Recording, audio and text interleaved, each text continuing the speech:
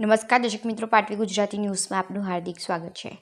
વડોદરાના કરજણ નજીકથી 1.920 કિલો ગાંજા સાથે એકની ધરપકડ અને એક ફરાર।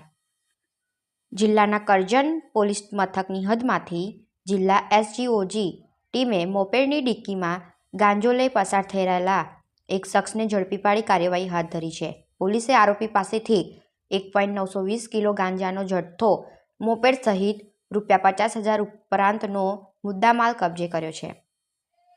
જ્યારે આ જથ્થો આપનાર આરોપીને વોન્ટેડ જાહેર કરી તેની ધરપકડના ચક્રો ગતિમાન કર્યા છે। જિલ્લામાં નશાખોરો પર લગામ કસવા માટે ગ્રામ્ય સ્પેશિયલ ઓપરેશન ગ્રુપ દ્વારા સતત પેટ્રોલિંગ કરવામાં આવે છે।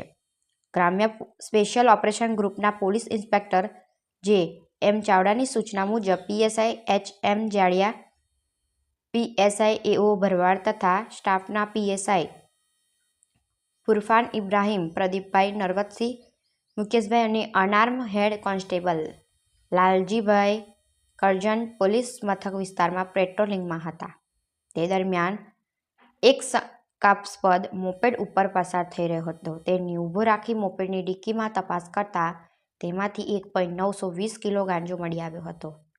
પોલીસે આરોપી શકીલ ઇકબાલ મલેક રહે બ્રાહ્મણ ફળિયું, ગંધા, કરજણ, વડોદરા ની ધરપકડ કરી કાર્યવાહી હાથ ધરી છે। પકડાયેલા શકીલ પાસેથી પોલીસે ગાંજો, એક્ટિવા, મોબાઈલ, રોકડા, ઇલેક્ટ્રિક વજન કાંટો અને બેગ મળી ₹50,810નો મુદ્દામાલ કબજે કર્યો હતો। પોલીસે આરોપીની ગાંજાના જથ્થા અંગે પૂછપરછ કરતા તેને આ જથ્થો વિનેત નામના વ્યક્તિ પાસેથી લાવ્યા હોવાનું જણાવ્યું હતું। પોલીસે તેને વોન્ટેડ જાહેર કરી તેની ધરપકડના ચક્રો ગતિમાન કર્યા છે। આ બનાવ અંગે એસઓજી પોલીસે કરજણ પોલીસ મથકમાં એનડીપીએસ એક્ટ અંતર્ગત ગુનો દાખલ કરાવ્યો હતો। આ મામલાની વધુ તપાસ સિનોર પોલીસ મથકના પીઆઈને સોંપવામાં આવી છે। તપાસ દરમિયાન ચોંકાવનારી વિગતો બહાર આવે તેવી શક્યતાઓ છે। પાટવી ગુજરાતી ન્યૂઝ રિપોર્ટર માંચ મોહસિન કારા।